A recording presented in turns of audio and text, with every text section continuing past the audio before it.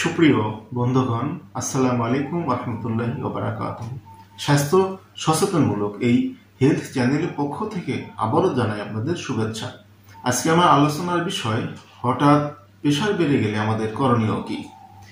এই ভিডিওটি শেষ পর্যন্ত শুনলে জানতে পারবেন প্রেশার কেন বাড়ে, প্রেশার হঠাৎ বেড়ে গেলে কি করণীয় এবং ঘরোয়া পদ্ধতিতে কিভাবে আমরা প্রেশার নিয়ন্ত্রণ করতে পারি বা কমাতে পারি। প্রথমে একটা প্রাথমিক ধারণা দেব যে উচ্চ রক্তচাপ আমরা কখন বলবো। সাধারণত উপরেরটা অর্থাৎ সিস্টোলিক 120 আর নিচেরটা অর্থাৎ ডায়াস্টোলিক 80, এটা স্ট্যান্ডার্ড স্বাভাবিক। এর থেকে 5 কম বেশি, উপরেরটা 5 কম বেশি, সেটাও স্বাভাবিক। যখন কিনা সিস্টোলিক প্রেশারটা 140, 50, 60, 70, 200 উঠতে পারে, আর নিচেরটা 80 থেকে 85, 90, 100, 120 পর্যন্ত উঠতে পারে। যখন 140 উপরেরটা আর নিচেরটা 90-এর উপরে, তখনই আমরা অবশ্যই উচ্চ রক্তচাপ বলবো এবং তখন অবশ্যই ডাক্তারের শরণাপন্ন হতে হবে। এখন হঠাৎ যদি উচ্চ রক্তচাপ বেড়ে যায় বা প্রেশার অনেক বেশি বেড়ে যায়, তাহলে কিন্তু বিপদ। যার কারণে মাঝে মাঝে প্রেশার মাপাটা খুবই জরুরি। আমরা ডাক্তাররা চেম্বারে যে কোনো রোগী আসলে আগে প্রেশার মাপি। তার পেটে ব্যথা বা আদার্স কোনো কোথায় কেটে গেছে, প্রেশার মাপার দরকার নাই। অনেকে আবার আনইজি ফিল করে, তারপর আমরা প্রেশার মাপি।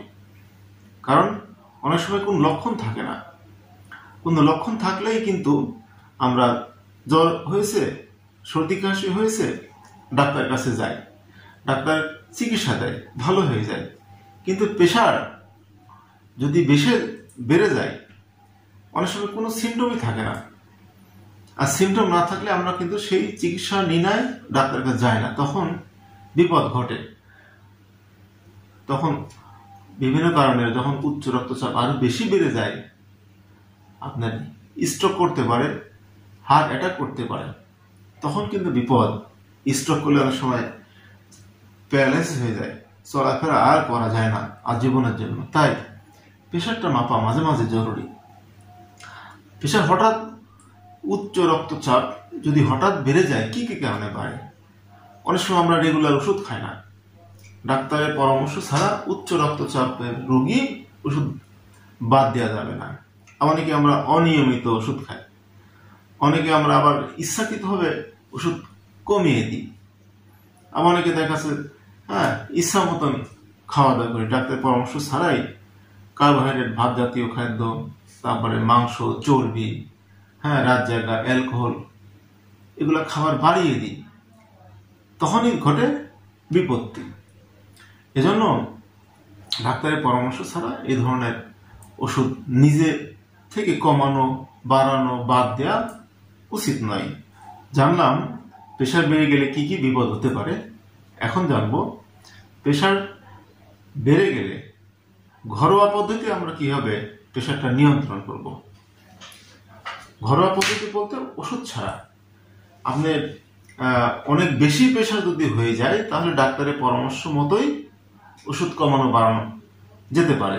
বাট অল্প বেড়ে গেছে, 120-এর জায়গায় 30, 40 আর 80 জায়গায় হয়তো বা 85, 90, তাহলে ওষুধ ছাড়াই আপনি প্রেশার নিয়ন্ত্রণ করতে পারবেন। কিভাবে? আপনাকে 1 নম্বর, আপনাকে আধা ঘন্টা প্রতিদিন হাঁটতে হবে। আমি প্র্যাকটিক্যাল, আমার এক সময় প্রেশার ওষুধ খাওয়া লাগতো, কিন্তু আমি এখন প্রতিদিন আধা ঘন্টা থেকে 45 মিনিট সকালে হাঁটি। আমার প্রেশার ওষুধ আজকে প্রায় 5 বছর লাগে না। তাই আপনার রেগুলার হাঁটতে হবে। যদি বাইসাইকেল চালাতে পারেন তাও হবে, সাঁতার কাটতে চাইলে তাও হবে, কিন্তু সেটা হতে হবে আধা ঘন্টার ঊর্ধ্বে। আধা ঘন্টার ঊর্ধ্বে সাঁতার কাটাও সম্ভব না, বাইসাইকেলের এখন অবস্থাও নাই। আপনাকে হাঁটতে হবে নিজের জন্য, আধা ঘন্টা থেকে 40 মিনিট আপনার যদি সময় বের করে হাঁটতে হবে জোরে, শরীর ঘামায় যায়, তাহলে প্রেশার নিয়ন্ত্রণ হয়ে যাবে। 2 নম্বর কথা, আপনি ওজন কমাতে হবে। ওজন কমাতে পেলে প্রেশার কমে যাবে। গবেষণায় দেখা গেছে যে 1 কেজি ওজন কমালে 1 মিলিমিটার অফ মার্কারি কমে যায়, প্রেশার 1 কমে যায়। অর্থাৎ আপনার ওজন 90 কেজি, আপনার প্রেশার আছে হয়তো 160, আপনার ওজন কমালেন আপনার 10, অর্থাৎ 80 আপনার ওজন 10 কেজি কমালেন, আপনার ওদিকে 160 থেকে আপনার 50 চলে আসবে, 10 কমে যাবে প্রেশারের যে মাপটা সিস্টোলিক প্রেশার। আরো 10 কমাবেন ওদিকে, তাহলে ওইদিকে আপনার প্রেশার ওজন কমালে প্রেশার ওইদিকে 10 কমে যাবে। এটা কিন্তু গবেষণা দেখা গেছে। তাই ওজনটা আপনাকে অবশ্যই, যারা উচ্চ রক্তচাপে ভুগছেন, ওজন কমাতে হবে। তারপরে যেটা করতে হবে, আপনাকে কার্বোহাইড্রেট, ফ্যাট, মাংস জাতীয় খাদ্য কমাতে হবে, সীমিত খেতে হবে। আপনাকে শাক, সবজি, ফলমূল, এ ধরনের খাদ্য, মাছ খেতে হবে। সামুদ্রিক মাছ খেলে আরো ভালো, মাংসটা কমায় দিতে হবে।